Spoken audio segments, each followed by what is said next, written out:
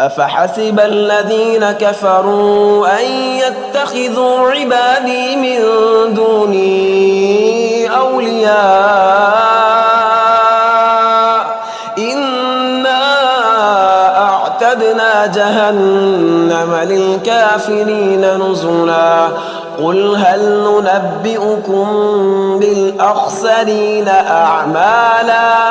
الذين ضل سعيهم في الحياة الدنيا وهم يحسبون أنهم يحسنون صنعا أولئك الذين كفروا بآيات ربهم ولقائه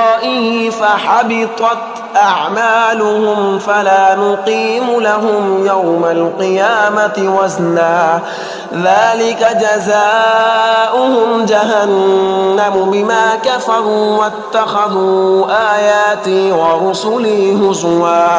إن الذين آمنوا وعملوا الصالحات كانت لهم جنات الفردوس نزلا خالدين فيها لا يبغون عنها حولا قل لو كان البحر مدادا لكلمات ربي لنفد البحر قبل أن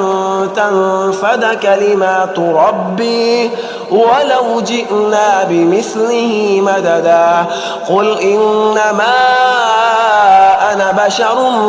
مثلكم يوحى إلي أنما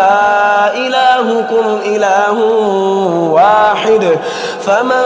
كان يرجو لقاء ربه فليعمل عملا صالحا ولا يشرك بعبادة ربه